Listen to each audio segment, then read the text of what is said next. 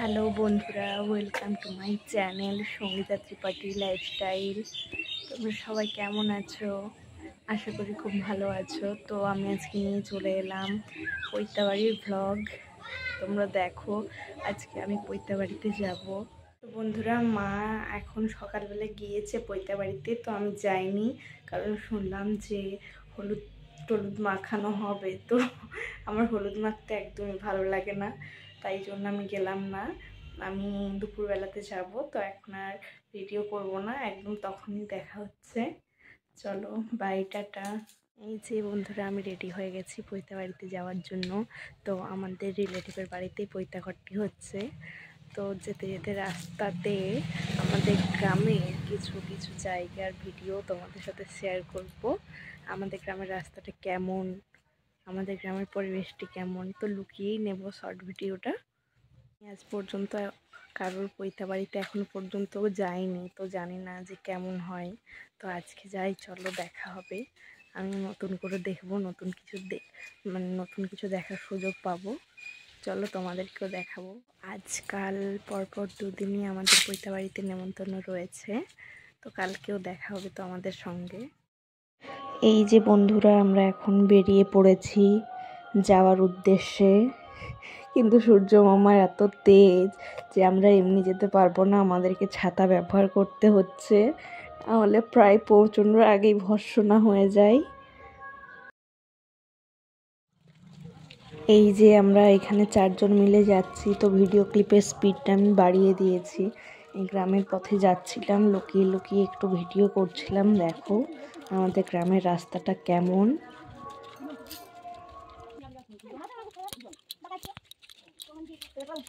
যখনই আমি লুকিয়ে লুকিয়ে ভিডিওটা করি, তখন একটু অন্য ধরনের হয়ে যায় ভিডিওটা।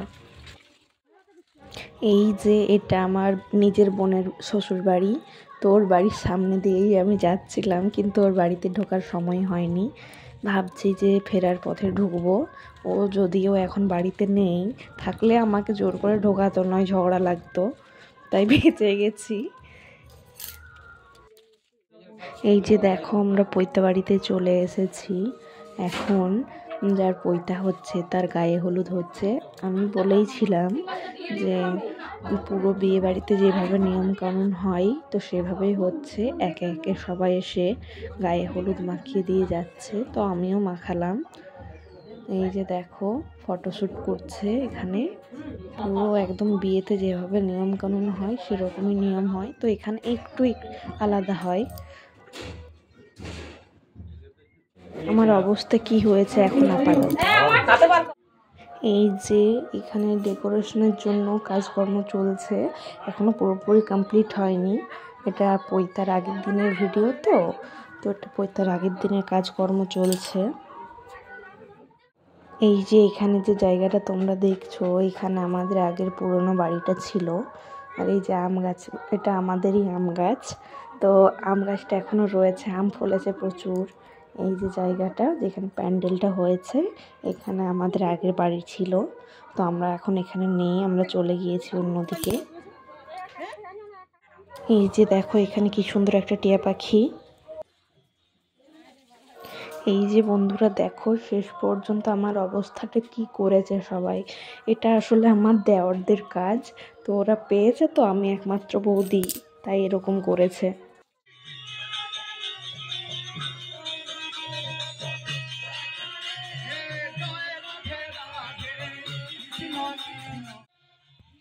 একটু আগে তোমরা যেটা দেখলে, সেটা হচ্ছে আমাদের গ্রামের রঘুনাথ মন্দির। তো আমরা একটু মন্দিরের পেছনের দিকে ঘুরতে এসেছি। তো দেখো মন্দিরের পেছনের পরিবেশটা কি সুন্দর, জমিনগুলো। আর ওইখানে আমাদের একটা পুকুর রয়েছে, অনেক বড় পুকুর। তো ওইখানে স্নান করতে গিয়েছে, আমরাও ভাবছিলাম যাব, কিন্তু সূর্য মামার যা তেজ, সেই কারণে আমরা যেতে পারলাম না, আমাদেরকে ফিরে আসতে হলো অসহায় অবস্থায়। ইচ্ছা থাকলে উপায় ছিল না। এটা সাইড থেকে আমাদের রঘুনাথ মন্দিরটা। আমরা অনেকটাই চলে গিয়েছিলাম, তারপর আমাদেরকে ডেকে বলা হলো যে ঠাকুরের প্রসাদ বিলি করা হচ্ছে, তো তোমরা সবাই নিয়ে এসো। তো আমরা ঠাকুরের প্রসাদ শুনে আর আটকে থাকতে পারলাম না, চলে এলাম। তো এই যে দেখো মন্দিরের ভেতরটা, কি সুন্দর। আর তোমরা সবাই কমেন্টে বলো যে এত ভিড়ের মধ্যে ঠেলাঠেলি করে ঠাকুরের প্রসাদ খাওয়ার মজাটা কেমন লাগে তোমাদের। আমার তো বেশ ভালোই লাগে। ঠাকুরের প্রসাদ খাবো ঠেলাঠেলি করে এত ভিড়ের মাঝে, প্রচণ্ড মজা লাগে। এই যে দেখো কতটা ভিড়, এখানে সবাই পুজোর থালা থেকে প্রসাদ তুলে তুলে দিয়ে যাচ্ছে। সেই প্রসাদেই আমাদের গ্রামের সবাইকে বিলি করছে। এই দেখো এখানে মা, এখানে সবাই লাইনে দাঁড়িয়ে রয়েছে। লাইন বলা যায় না, ভিড়, সব একটু প্রসাদ পাবে বলে। এই যে এখানে প্রসাদ দেওয়া হচ্ছে।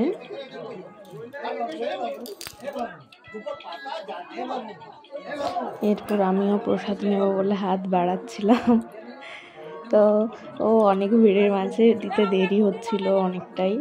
এই যে আমিও হাত পেতে লাইনে দাঁড়িয়ে রয়েছি যে কখন আমার পালা আসবে। এই যে আমার হাতটা ফাইনালি আমি পেয়ে গেলাম। তো দেখো এখানে কত মানুষ সাইডে বসে রয়েছে, প্রসাদ খাবে ঠাকুরের। এই যে আমি এখানে খেতে বসে গেছি ফাইনালি। তো আমি একাই খাচ্ছিলাম, মা অন্যদিকে খাচ্ছিল, তো আমি টেবিলের নিচে লুকিয়ে লুকিয়ে ভিডিও করেছি।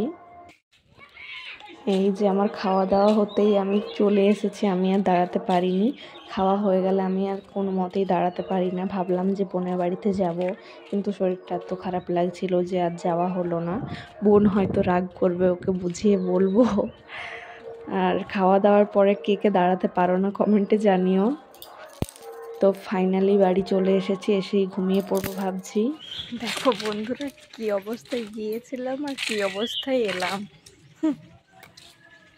যাবো পৈতাবাড়ি, আজ বলেইছিলাম যে কালকেও গিয়েছিলাম, আজকেও যাব। আজকে আমি এখন পৈতাবাড়িতে যাবো মুড়ি টুড়ি খাওয়া দাওয়া করতে। তারপরে দেরি করে দুপুরেও নেমন্তন্ন রয়েছে। আমাদের গ্রামে পৈতাবাড়ির সিজন চলছে, চারদিকে যেদিকেই দেখবে সেদিকেই পৈতাবাড়ি হচ্ছে।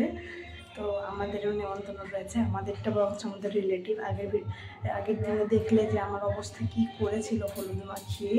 তো চলো আজকে যেয়ে দেখা যায় কি করে, আজকে আবার আমার সাথে কি হয়। তো সঙ্গে থাকো, পরে সব দেখাবো। টাটা, এখন আপাতত এখানে বন্ধ করে ভিডিওটা স্কিপ করো না, সঙ্গে থাকো, দেখতে থাকো। আরও অনেক কিছুই দেখতে পাবে। আর কি বলবো, এত এক্সাইটমেন্ট পৈতাবাড়িটা নিয়ে যে কথাগুলো জড়িয়ে যাচ্ছে। তো সঙ্গে থাকো। আর পৈতাবাড়ি বলে চারদিকে প্রচণ্ড মাইক বাজছে, তো শব্দগুলোকে প্লিজ ইগনোর করে দিও। বুঝতেই তো পারছো, বিয়েবাড়ির মতোই পৈতাবাড়িটা। পুরো বিয়েবাড়িতে যেভাবে নিয়মকানুন হয়, এখানে পৈতাবাড়িতেও সেইভাবেই নিয়মকানুন হয়। তো চলো দেখাবো এরপর। তো বন্ধুরা আজকে আবার আমরা মুড়ি খেতে যাচ্ছি। এই যে এটা হচ্ছে আমাদের গ্রামের দুর্গা মন্দির, যেটা আগের ভিডিওতে কালকে দেখানো হয়নি। এই যে ডেকোরেশন দেখতেই পাচ্ছ, কিন্তু আমরা এই দিক দিয়ে গেলাম না। এই যে দেখো পৈতাতে বসে পড়েছে, কিভাবে পৈতা হয় দেখো। আর এখানটা কিভাবে সাজিয়েছে দাঁড়াও দেখে নাও। তো এখন আমরা দুপুরে খাওয়া দাওয়া করতে যাচ্ছি। আমি সবগুলোর ভিডিও ক্লিপ নিতে পারছি না, কারণ অসুবিধা হচ্ছে, লুকিয়ে লুকিয়ে ভিডিও করছি তো তাই। এই যে এখন আমি বরের সঙ্গে যাব পৈতাবাড়িতে, আর আমি হেঁটে যেতে পারছিলাম না, এসে খুব ক্লান্ত হয়ে যেতে ঘুমিয়ে পড়ছিলাম। আর ভিডিও করা হচ্ছিল না, খুব অসুবিধা হচ্ছিল খাওয়ার পরে।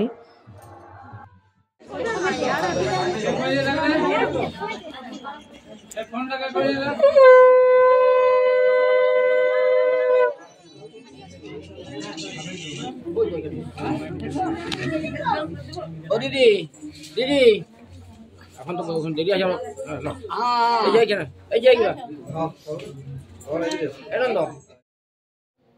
তো বন্ধুরা এই যে আমরা একটু সন্ধ্যাবেলায় মায়ের কাছে এসেছিলাম। আজ মায়ের বিসর্জন, মেলার সময় আসতে পারিনি, তাই এখন সব ফাঁকা হয়ে গেছে। এখন এসেছি, আর মেলা টেলা নেই, শুধু ঠাকুর দেখতেই এসেছি। তো তখন আর আমি খাওয়া দাওয়ার পর ক্লিপ নিতে পারিনি, এসে ঘুমিয়ে পড়েছিলাম, আর উঠতে সন্ধ্যা হয়ে গেছে।